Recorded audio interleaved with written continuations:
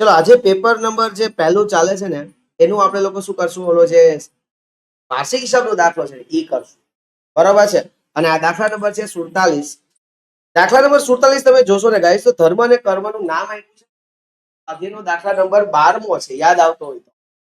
આ કયો છે? સ્વાધ્યાયનો દાખલા નંબર 12. આઈ થિંક ધારાવીરા નામ, બરાબર છે. ધર્મ અને કર્મની ભાગીદારી પેઢીના વાર્ષિક હિસાબ તમને નીચે મુજબ આપ્યા છે. એટલે કે એ લોકોએ શું કર્યું, નફા નુકસાન ખાતું બનાવીને આપ્યું અને બીજું એને પાકું સરવૈયું બનાવીને આપ્યું. એનો મતલબ એમ કે એના દાખલામાં શું છે, ભૂલ છે. અને એ ભૂલને આપણે લોકો શું કરવી પડશે, સુધારવી પડશે. એટલે આપણે લોકો જે બનાવશું એ સુધારેલ વેપાર ખાતું, સુધારેલ નફા નુકસાન ખાતું બનાવશું, બરોબર છે. અહીંયા એમ કે સુધારેલા વાર્ષિક હિસાબો તૈયાર કરો. એટલે આપણે બનાવવા પડશે, બધાને આગળ એક નામ લગાડી દેજો, સુધારેલ. દાખલાની શરૂઆત ઓલવેઝ આપણે ક્યાંથી કરી છે ફ્રેન્ડ્સ? મૂડીથી. ધર્મની મૂડી છે 40,000 ને કર્મની મૂડી કેટલી છે? 30,000. તો ચાલો લખો, મૂડી ખાતે જમા બાજુ. તારીખ કઈ લખશો? ઓકે, 31/3/2023 વર્ષ પૂરું થાય છે. તો આ વર્ષની શરૂઆત ક્યારે થઈ હોય? 1/4/2022 બાકી આગળ લાવ્યા. ચાલો, ધર્મની મૂડી કેટલી છે? 40,000 અને કર્મની મૂડી કેટલી છે? 30,000. આમાં આઈ થિંક કોઈને કઈ વાંધો છે? ઈઝી. આગળ હવે ઉપાડ લખી નાખીએ. ધર્મનો ઉપાડ છે 12,000 અને કર્મનો ઉપાડ કેટલો છે? 6,000. ઉપાડ હંમેશા કેવો હોય? ઉધાર. અને કઈ તારીખ લખવાની? છેલ્લી તારીખ હંમેશા. પહેલી તારીખ ખાલી મૂડીમાં જ આવશે, બાકી બધામાં કઈ તારીખ લખશું આપણે ફ્રેન્ડ્સ? છેલ્લી તારીખ. અહીંયા લખશું ગાઈઝ આપણે ઉપાડ ખાતે ધર્મના છે 12,000 અને 6,000.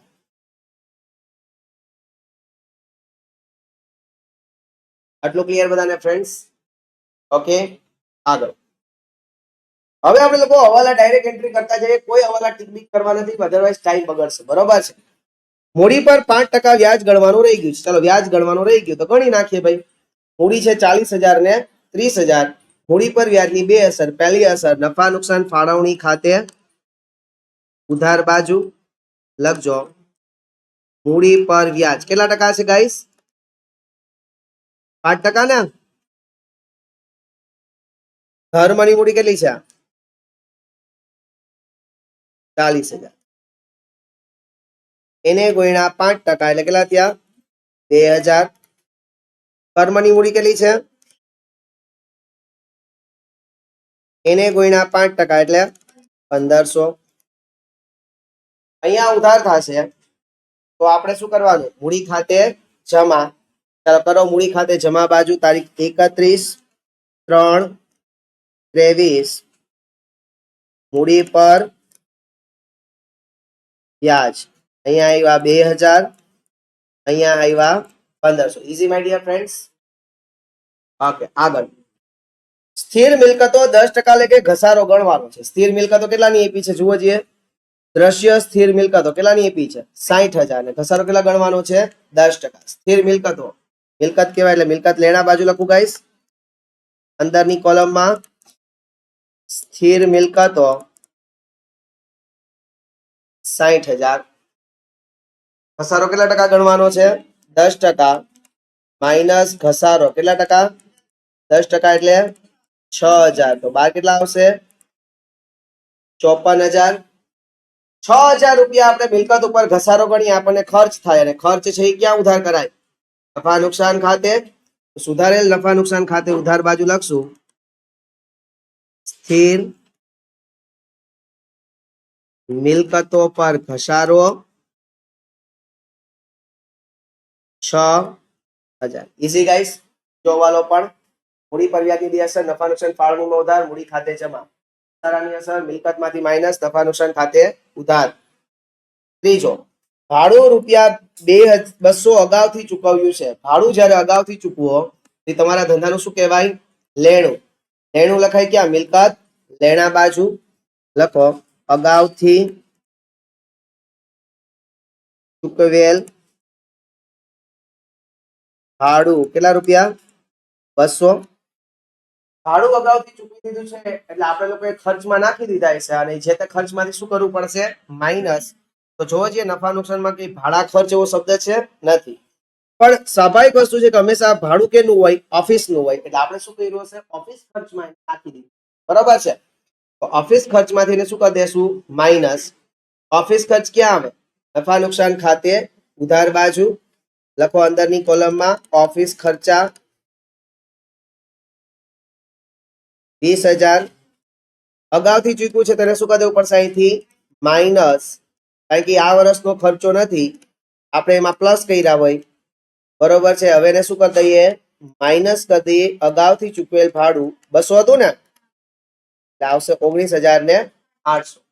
ક્લિયર આટલું? ઓકે, આગળ. રોકાણો પર ₹400 વ્યાજ મળવાનું બાકી છે. ચલો, વ્યાજ મળવાનું બાકી, વ્યાજ મળવાનું બાકી, મળવાનું બાકી હોય તો આપણા ધંધાનું શું કહેવાય? લેણું. ક્યાં લખાય? મિલકત, લેણા બાજુ. મળવા બાકી, રોકાણો પર વ્યાજ. કેટલા રૂપિયા છે ગાઈસ? 400 ને? 400. વ્યાજ મળવાનું બાકી છે એટલે આપણી આવક કહેવાય. જો નફા નુકસાન ખાતે જમા બાજુ ક્યાં આપી છે? નથી આપી. વ્યાજ મળવાનું બાકી છે એટલે આ 400 રૂપિયા આપણી વ્યાજની આવક છે. અને આવક હંમેશા ક્યાં હોય? તો કે નફા નુકસાન ખાતાની જમા બાજુ. એક બે લાઈન છોડીને લખજો. મળવા બાકી રોકાણોનું વ્યાજ કેટલા રૂપિયા છે ગાઈસ? 400. 400 જતા ને? ચાલો, 400 છે. ઘાલખાદ અનામત 600 રાખવાની છે. અમે તમને શીખવાડ્યું છે કે જ્યારે ઘાલખાદ અનામત હોય તો આગળ જોઈ લેવાનું કે કોઈ એવા હવાલા તો નથી કે જે દેવાદારને અસર કરતા હોય. તો ના, એવા કોઈ હવાલા નથી કે જે દેવાદારને અસર કરે. તો ચાલો, કાંઈ વાંધો નહીં. હવે ઘાલખાદ અનામત કેના ઉપર રાખવાની હોય? દેવાદાર ઉપર. અને દેવાદારનો સમાવેશ કેમાં થઈ ગયો છે? ચાલુ મિલકતમાં. તો ચાલો, મિલકત લેણા બાજુ લખો ચાલુ મિલકતો દેવાદારો સહિત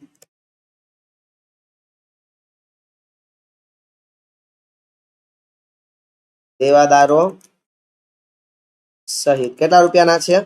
28,000. માઇનસ ઘાલખાદ અનામત કેટલી રાખવાની છે? 600. એટલે 12 કાઢી લ્યો. 27,400. આ હવાલાની આપણે ગણિત ને, હ કરી દેજો. હવાલાનો જોવો છીએ નફા નુકસાનમાં ઉધાર બાજુ ક્યાંય ઘાલખાદ છે? નથી. છે ક્યાંય ઘાલખાદ? નથી. તો એ ખોટું હકાનું ફોર્મેટ બનાવવું એના કરતા ડાયરેક્ટ ઘાલખાદ અનામત એક જ નફા નુકસાન ખાતે શું કરી દઉં? ઉધાર બાજુ લખી નાખું. ઘાલખાદ અનામત હવાલાની કેટલા રૂપિયા? 600. હકાનું ફોર્મેટ બનાવતો નથી, ડાયરેક્ટ 600, કારણ કે એક જ એન્ટ્રી છે, ટાઈમ મારે બગાડવો નથી ગાઈસ. એના પછી આગળ જોઈએ. વેચાણ ખાતાનો સરવાળો 2000 ઓછો ગણ્યો, પણ કેનો? જુઓ તો, વેચાણ ખાતાનો. એનો મતલબ કે ભૂલ ખાલી કેમાં આવી છે? વેચાણ ખાતામાં જ છે. તો જોઈ ભૂલ આપણે કેમ કરેક્શન છે. વેચાણ કેટલું આપ્યું છે? 1,96,000. વેપાર ખાતે જમા બાજુ લખવું પડે. વેપાર વેચાણ 1,96,000. 2000 સરવાળો ઓછો ગણ્યો છે. હવે સરવાળો શું કરી દેવો પડે? પ્લસ કરી દેવો પડે. ભૂલથી સરવાળો ઓછો ગણે 2000. હવે કાયદેસર વેચાણ કેટલું થઈ ગયું? 1,98. હવે જો આની બીજી અસર, જ્યારે 2000 રૂપિયા ઘટાઈ છે ને, તો આ લોકોએ 2000 ક્યાં જવા દીધા હતા? ઉપલક ખાતે જવા દીધા. દેખાઈશ 2000 રૂપિયા ઉપલક ખાતે જવા દીધા છે. હવે ખબર પડી ઓહો આ 2000 તો શેના હતા?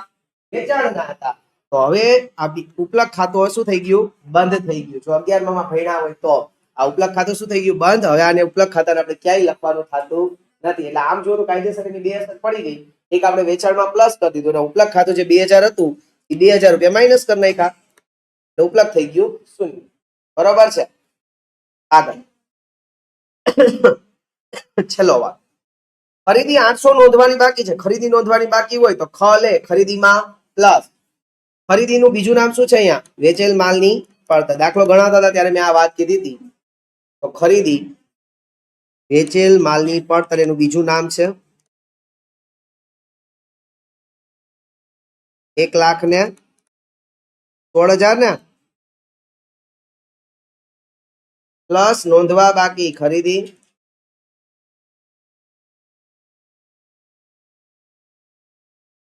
કેટલા રૂપિયા 800 બાર કેટલા આવશે 1,16,800 આપણે યાદ કરો ખરીદી નોંધવાની બાકી હોય તો ખ લે ખરીદી માય પ્લસ ને લેણદાર માય પ્લસ પણ લેણદાર ન થઈ કોઈ લેણદારનું બીજું નામ આપ્યું શું આપ્યું છે દેવા આપ્યું છે દેખાય છે એટલે લેણદારનું બીજું નામ શું છે દેવા એટલે મૂડી દેવા બાજુ આપણે લખશું ગાઈસ દેવા ઓલરેડી કેટલાનું દેવું આપ્યું છે 8,000 પ્લસ નોંધવા બાકી ખરીદી કેટલા રૂપિયા 800 એટલે બાર કેટલા લખશું 8,000 ને 800 આવડ્યું લે ખરીદી માય પ્લસ લેણદાર my plus easy friends okay હવાલા બધા પૂરા કન્ફર્મ ઓકે હવે તો બાકીની બધી વસ્તુ લખતા જઈએ છીએ સૌથી પહેલા વેચેલ માલની પડતર લખાઈ ગયું ઓફિસ ખર્ચા લખાઈ ગયું વેચાણ ખર્ચા નાણાકીય ખર્ચા અને પરચુરણ ખર્ચા બધા ખર્ચા છે એ ક્યાં આવશે નફા નુકસાન ખાતાની ઉધાર બાજુ લખો ચાલો નફા નુકસાન ખાતે ઉધાર બાજુ વેચાણ ખર્ચા પછી નાણાકીય ખર્ચા પછી પરચુરણ ખર્ચા કેટલા છે 16 4 ને 4 16,000 4,000 4,000 ક્લિયર છે ચાલો સામે વેચાણ આવી ગયું પરચુરણ આવક છે આવકને ક્યાં લખી દેવાની ગાઈસ નફા નુકસાન ખાતાની જમા બાજુ પરચુરણ આવક કેટલા રૂપિયા છે 2,000 થઈ ગયું ચાલો હવે અહીંયા જોઈએ મૂડી દેવા બાજુ કઈ બાકી છે બધું આવી ગયું અહીંયા બાકી છે એક રોકાણો બાકી છે કેટલા રૂપિયા 12,000 ચાલો મિલકત લેણા બાજુ જ્યાં છે ત્યાં લખી નાખો રોકાણો 12,000 ક્લિયર છે બધાને એવરીવન ઓકે ચાલો હવે દાખલો પૂરો હવે આપણે ખાતા બંધ કરતા શીખીએ ચાલો સૌથી પહેલા શું બંધ કરશો વેપાર ખાતું કરો છીએ ટોટલ 1,98,000 એન્ટ્રી આવી ગઈ ને બધી 1,98 અહીંયા લખીએ કે ફ્રેન્ડ્સ 1,98 માંથી 1,16,800 માઇનસ કરો 81,000 ને 200 આ આપણું શું કહેવાશે કાચો નફો અહીંયા ઉધાર હોય તો નફા નુકસાન ખાતે શું કરી દેવાનું ફ્રેન્ડ્સ જમા કાચો નફો 81,200 ક્લિયર છે હાલો નફા નુકસાન ખાતાનો જમા બાજુનો સરવાળો કરો ગાઈસ કેટલા 83,000 જો કાલની જે ભૂલ કરતા નહીં લાગે ભાગે લોહી નિદાન મારી ઉપર નામ નહીં 83,600 કાલે નહોતા પ્લસ માઇનસ માં ચાલો એમાંથી આ બધું માઇનસ કરી દો ફ્રેન્ડ્સ 33,000 ને 200 આને કયો નફો કહેશું ચોખ્ખો નફો થઈ ગયું આ ચોખ્ખો નફો અહીંયા ઉધાર છે તો નફા નુકસાન ફાળવણીમાં શું કરી દેવાનો જમા કરો ચોખ્ખો નફો કેટલા 33,200 ચાલો કરો ટોટલ અહીંયા 33,200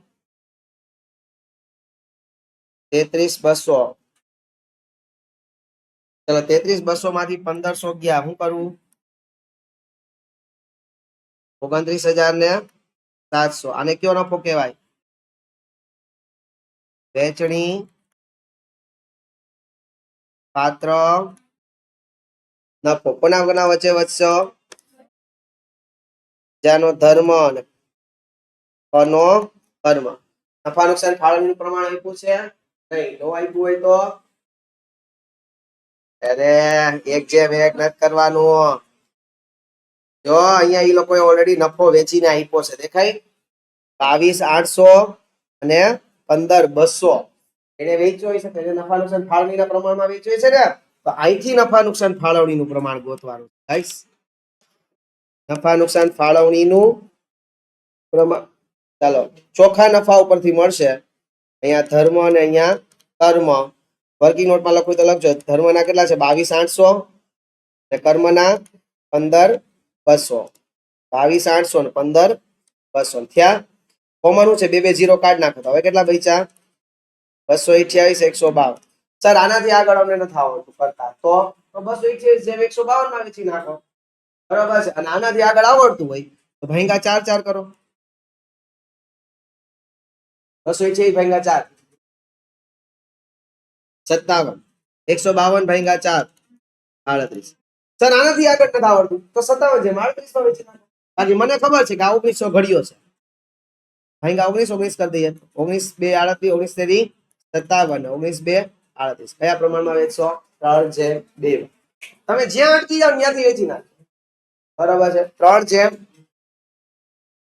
હાલો 3:2 માં વેચીએ. હાલો 29,720 ને 3:2 માં વેચો. 17,820. બીજાનો પાકું છે ને? 17,820 ને 11,880. ચાલો અહીંયા ઉધાર મૂડી ખાતે શું કરી દેવાનું? જમા. 31,3,23. વેચણી પાત્ર નફો. પેલાનો કયો છે? 17,820.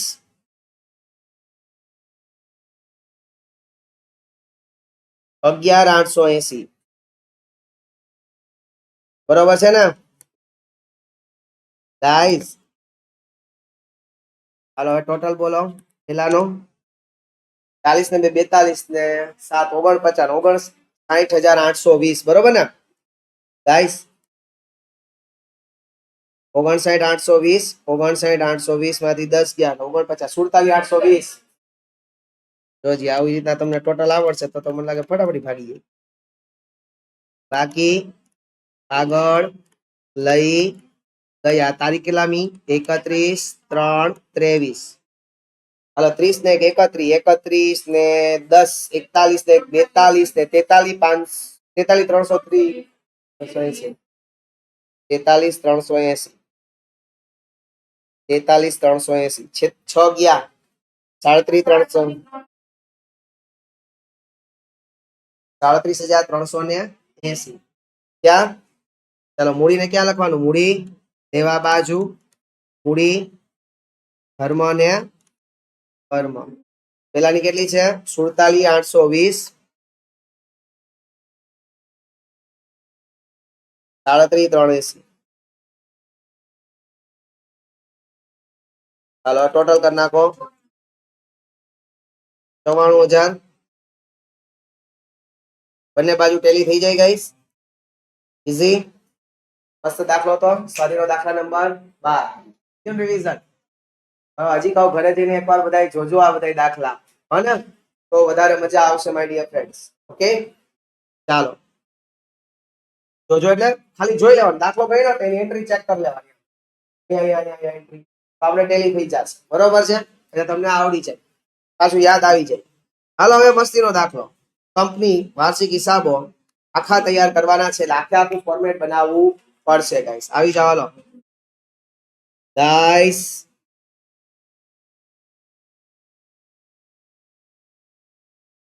સ્વાધીનો દાખલા નંબર 48. હાલો પહેલા હું બનાવશું નફા નુકસાન પત્રક. આખું બનાવવાનું છે એટલે આપણે શું કરવું પડશે? ફોર્મેટ આખું યાદ હોવું જોઈએ ગાઈસ. બધાને ફોર્મેટ યાદ હોવું જોઈએ. 2 જ મિનિટો ગાઈસ. ચાલો હવે આપણે શું કરવાનું છે? આખે આખું ફોર્મેટ બનાવવાનું છે ગાઈસ. ઓકે નફા નુકસાન પત્રક આખે આખું આપણે બનાવવાનું છે. યાદ છે બધાને કે મને એકને જ યાદ છે?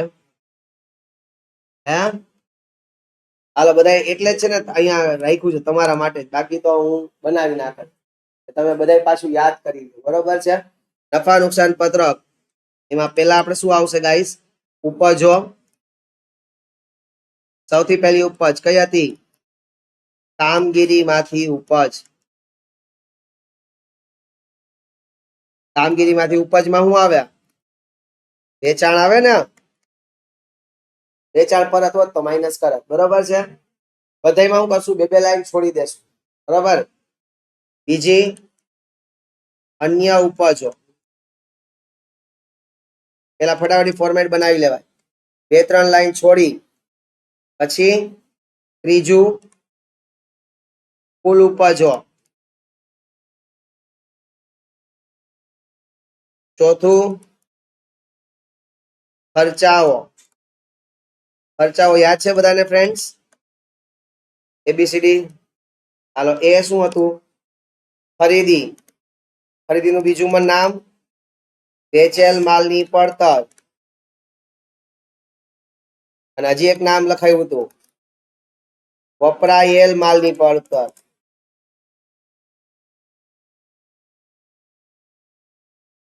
ચાલો, આમાં જગ્યા છોડવાની જરૂર છે નહીં. બી શું હતું? સ્ટોકમાં ફેરફારો. સ્ટોકના ફેરફારોમાં અંદર આપણે લખાવડાવ્યું હતું, શું હતું? સ્ટોકમાં ફેરફારમાં શું હતું? શરૂઆતનો સ્ટોક માઇનસ આખરનો સ્ટોક. હાલો, સી શું હતું? કર્મચારી લાભના ખર્ચા.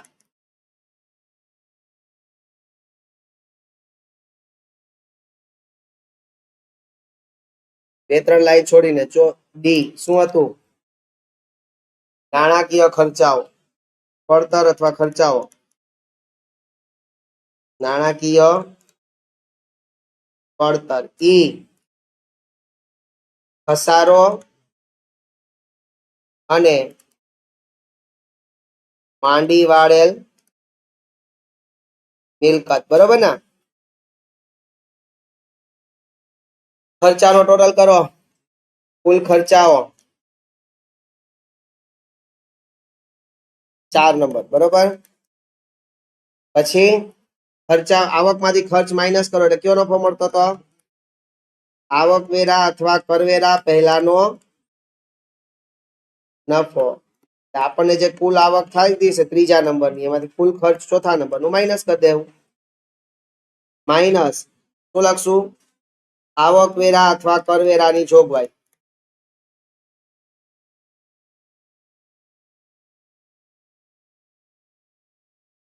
એટલે આપણને નફો મળે શું હતો?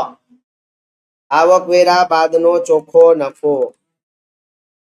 આવકવેરા બાદનો ચોખ્ખો નફો. લખ્યું એટલું માહિતી દીએ ફ્રેન્ડ્સ? નાઈસ. લખ્યું ને? ઓકે. હાલો, પેલું નફા નુકસાન પત્રક પૂરું. હવે કયું બનાવવાનું છે? પાકું સરવૈયું. જો આ પત્રક બની જાય ને પછી તો રકમ મૂકવાની બહુ મજા આવશે.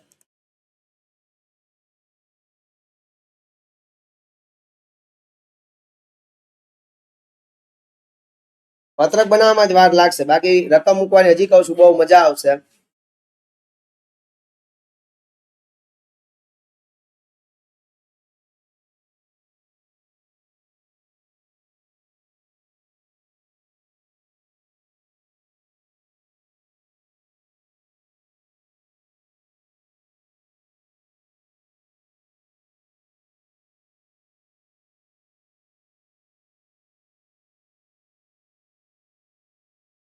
ચાલો, પેલા આપણે કઈ બાજુ લખશું? ઇક્વિટી ને જવાબદારીઓ. યાદ છે ને? ઇક્વિટી અને જવાબદારીઓ તમારે લખવાનું ભાઈઓ. લખો. હાલો, આને 3 ભાગમાં વહેંચ્યા છે. પહેલો ભાગ શેર હોલ્ડર્સના ભંડોળો.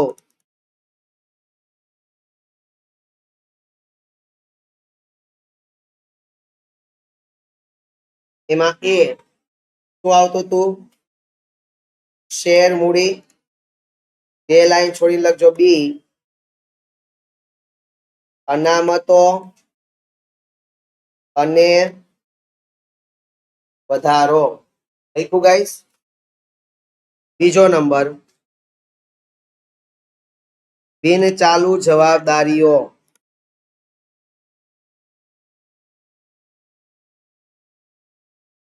એમાં એ શું આવે ગાઈસ? લાંબા ગાળાના ઉછીના લીધેલા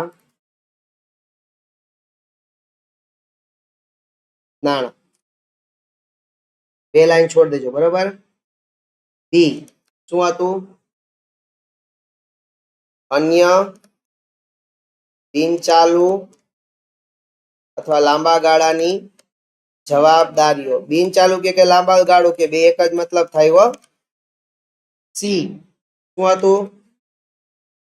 બિનચાલુ લાંબા ગાળાની જોગવાઈઓ. લાંબા ગાળાની જોગવાઈઓ. અને આની અંદર આપણે લોકો એક વર્ડ યુઝ કરતા હતા, ધેટ ઇઝ ફંડ. યાદ હોય તો મેમરી ટેકનિક માટે દરેક પ્રકારના ફંડ છે કે આપણે આની અંદર લખશું. Okay my dear friends? Okay, ચાલો બીજું પણ આપણે પૂરું થઈ ગયું, બિનચાલુ જવાબદારીઓ. હવે આપણે કરીએ છીએ ગાઈસ ત્રીજું. કયું છે ગાઈસ? ચાલુ જવાબદારીઓ. ચાલુ જવાબદારીઓમાં 4 વસ્તુ આવે છે, યાદ છે બધાને? એ શું હતું? પહેલું, ટૂંકા ગાળાના ઉછીના લીધેલા નાણાં. બી એક બે લીટી છોડી લખશું, બરાબર છે. બી શું હતું? વેપારી દેવા. સી અન્ય ટૂંકા ગાળાની અથવા અન્ય ચાલુ જવાબદારી. ટૂંકા ગાળા કરતા ચાલુ હતી. અન્ય ચાલુ જવાબદારી. અને ડી ટૂંકા ગાળાની જોગવાઈઓ. આ ચારેયનો ટોટલ કરશું, સોરી આ ત્રણેયનો મેઇન જે હેડિંગ છે એનો ટોટલ કરશું. એને શું કહેશું? કુલ સરવાળો, ઇક્વિટી જવાબદારી બાજુ.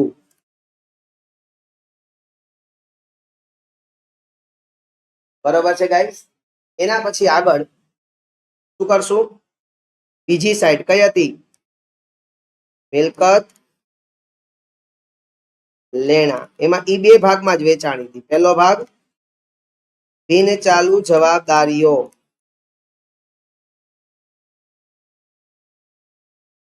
સોરી, બિન ચાલુ મિલકતો.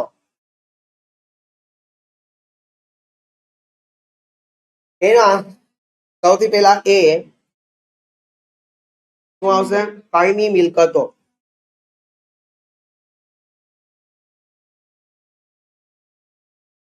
એમાં પહેલું કઈ હતી? દ્રશ્ય મિલકતો. બે ત્રણ લાઈન છોડી લખશું. બીજું ફ્રેન્ડ્સ, અદ્રશ્ય મિલકતો. ક્લિયર છે બધાને એવરીવન? ચાલો બી બે લાઈન છોડીને બિન ચાલુ રોકાણો અથવા લાંબા ગાળાના રોકાણો. બરોબર ને?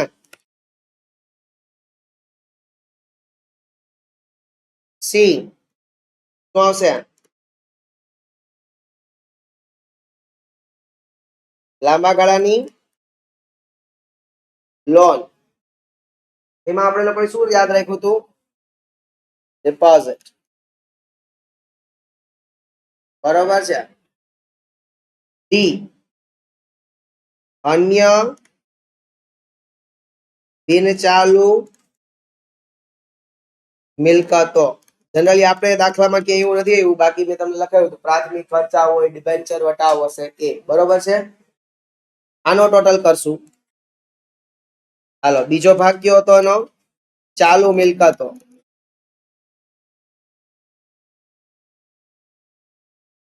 આખું નામ લખવાની જરૂર હતી. લાંબા ગાળાની લોન અને ધિરાણ.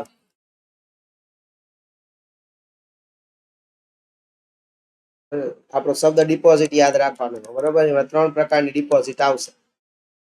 ચાલો ચાલુ મિલકતમાં પહેલું એ શું હતા? ચાલુ રોકાણો આડાઅવળું થવું ન જોઈએ, કારણ કે આપણે એટલા દાખલા મેં તમને કરાવ્યા છે ને કે તમને યાદ રહી જ ગયું છે. આડાઅવળું ન થાય એટલું બહુ સારું છે. ચાલુ રોકાણો બી. માલ સામગ્રી એક એક લીટી છોડી લખજો, એક એક બે બે લીટી છોડી. સી વેપારી લેણા. આમ હેડિંગ લખવાતું છે ને તો ખ્યાલ આવતો જવો જોઈએ કે આની અંદર હું કઈ કઈ આઈટમો આવે છે, હમણાં જો ઈઝી લાગશે. ડી રોકડ અને રોકડ સમકક્ષ. ડી થઈ ગયો.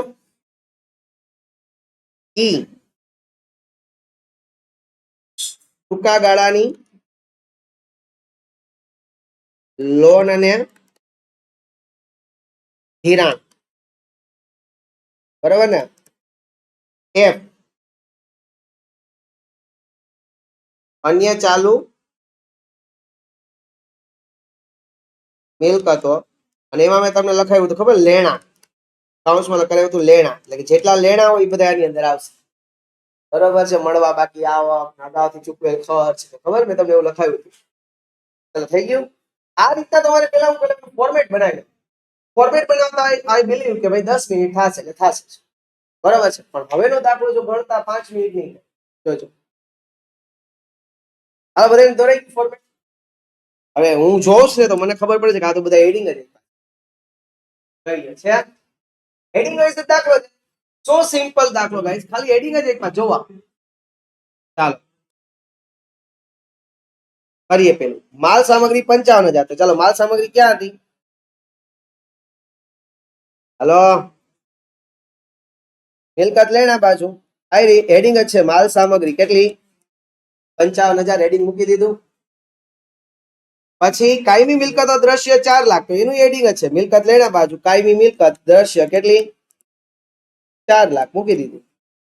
પછી 2500 ઇક્વિટી શેર, દરેક રૂપિયા 100 નો એવા ઇક્વિટી શેર એટલે ક્યાં લખાય? શેર મૂડીમાં. શેર મૂડી ક્યાં હતું? શેર હોલ્ડરના ભંડોળમાં. કેટલા છે? 2500 ઇક્વિટી શેર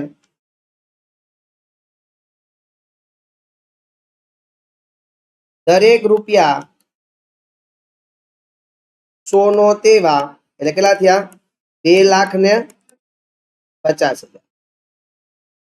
વેચાણ છે 3,75. તો વેચાણ ક્યાં હોય? નફા નુકસાન ખાતામાં. પેલું જ હતું આપણે કામગીરીમાંથી ઉપજ. બરોબર ને. વેચાણ કેટલું છે? 3,75,000. 12ની કોલમમાં ડાયરેક્ટ લખી નાખું છું 3,75,000. થઈ ગયું. અન્ય ઉપજ છે 10, તો એની નીચે જઈ પૂછો. અન્ય ઉપજ કેટલી? ઓહો, મારી પેનાલ્ટી બંધ થઈ ગઈ.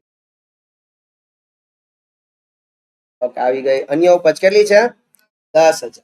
ક્લિયર. એના પછી કર્મચારી લાભના ખર્ચા 65,000. તો એ હેડિંગ જ છે. જુઓ, કર્મચારી લાભના ખર્ચા 65,000 છે, અથવા ડાયરેક્ટ 12 કાઢ નાખીએ. પછી લાંબા ગાળાના ઉછીના નાણાં 1,75. એ હેડિંગ જ છે. જુઓ, લાંબા ગાળાના ઉછીના નાણાં. બરોબર, કાકા સરવૈયામાં આપ્યું છે. જુઓ, લાંબા ગાળાના ઉછીના લીધેલા નાણાં 1,75. બિન ચાલુ જવાબદારીમાં પહેલું છે. દેખાણું. નાણાકીય પડતર 8,750. પડતર એટલે ખર્ચા. ખર્ચા ક્યાં હોય? નફા નુકસાન ખાતામાં. જુઓ, ડી લખ્યો છે. નાણાકીય પડતર કેટલી છે? 8,007. બધા 12 છે, આમાં કઈ જાજુ છે ને એટલે 12 જ કાઢું. 8,750.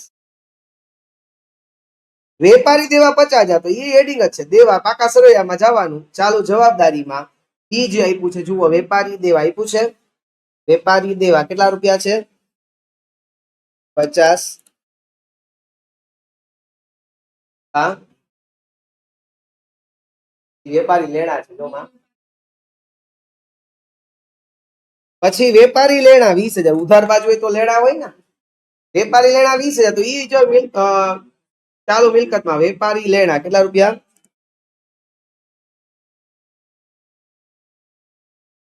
રોકડ અને બેંક સિલક કેટલા રૂપિયા છે?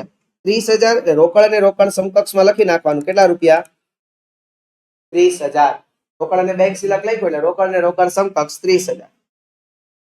ઘસારો 11,250. તો ઘસારાનું હેડિંગ છે જુઓ, ઘસારાનું હેડિંગ આપ્યું છે દેખાય, ઘસારો અને માંડી વાળેલ ખર્ચા 11,250 છે. વેચેલ માલની પડતર 2 લાખ, તો એ હેડિંગ જ છે જુઓ, વેચેલ માલની પડતર ખર્ચાની અંદર પહેલું જ છે દેખાય 2 લાખ. એના પછી બિન ચાલુ રોકાણો 70,000, તો એ હેડિંગ જ છે જુઓ, મિલકત લેણા બાજુ વયા જાવ, બિન ચાલુ રોકાણો 70,000. આટલું થઈ ગયું, આટલું થયું ગાઈસ, ખાલી રકમ ભરી. હવે પેલો હવાલો પૂછ્યો છે, હવાલો શું છે જુઓ, પેલો કરવેરાની જોગવાઈ કેટલી કરવાની છે? 40,000. કરવેરાની જોગવાઈ યાદ આવતું હોય તો નફા નુકસાન ખાતામાં સૌથી છેલ્લે માઇનસ કરવાની. આવક વેરાની જોગવાઈ કેટલી? -40,000. નફા નુકસાન ખાતામાં સૌથી છેલ્લે આવક વેરા અથવા કરવેરાની જોગવાઈ કેટલી? -40,000. અને કરવેરાની જોગવાઈ આપણી ટૂંકા ગાળાની જોગવાઈ કહેવાય. એટલે ચાલુ જવાબદારીમાં સૌથી છેલ્લે કરવેરાની જોગવાઈ ચાલુ જવાબદારીમાં સૌથી છેલ્લે ટૂંકા ગાળાની જોગવાઈ હતી ને, 40,000. ટૂંકા ગાળાની જોગવાઈમાં કેટલા લખવાના? 40,000. ક્લિયર થઈ ગયું? દાખલો પૂરો થઈ ગયો. બસ બંધ કરવાના 3 માર્ક્સ છે ગાઈસ. બંધ કરતા વ્યવસ્થિત આવડવું જોઈએ. ચાલો પેલા આવકનો સરવાળો કરો.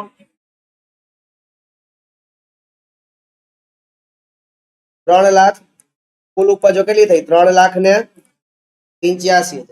હાલો ખર્ચાનો ટોટલ 2,65,000, 8,750 અને 11,250. કેટલા થયા? 2 લાખ. પાકું છે ને? ઓય ખર્ચાનો ટોટલ કરો ને બધાય. 11 ને 8 19, 19 ને 20. હા બરોબર, 2,85. 3,85 માઇનસ 2,85 એટલે કેટલા બચ્યા? 1 લાખ. આવક વેરા પેલાનો નફો 1 લાખ. આ 1 લાખ માંથી આવક વેરાની જોગવાઈ 40,000 માઇનસ કરો તો આવક વેરા બાદનો નફો કેટલો આવે? 60,000. આની બીજી એન્ટ્રી કરવી પડશે. આવક વેરા પછીનો નફો, કરવેરા પછીનો ચોખ્ખો નફો, એ આપણે ક્યાં લખશું? અનામતો અને વધારામાં લખો નફા નુકસાન પત્રક મુજબ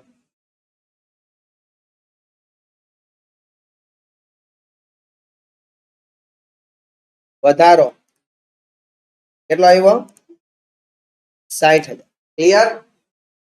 ચાલો હવે શું કરવાનું? શેર હોલ્ડરના ભંડોળનો ટોટલ 250 વત્તા 60,000 એટલે 3,10,000. હા મને ખબર. હાલો પછી આનો ટોટલ 1,75,000, બીજું કઈ નથી એટલે ચાલુ જવાબદારીનો ટોટલ 50,000 ને 40,000 એટલે કેટલો થયો? 90,000. ચાલો ટોટલ કરો. 90,000, 1,75 અને 3,10 એટલે 5,75,000 ઇક્વિટી ને જવાબદારીનો ટોટલ આવે છે ગાઈસ. આવ્યો? ચાલો એના પછી 4,70,000 એટલે બિન ચાલુ મિલકતનો ટોટલ આવ્યો 4,70,000 અને ચાલુ મિલકતનો ટોટલ 1,05,000. એટલે કરું 1,05,000 અને હવે આ બધાનો ટોટલ 1,05,000 વત્તા 4,70,000 એટલે કુલ સરવાળો મિલકત લેણાનો.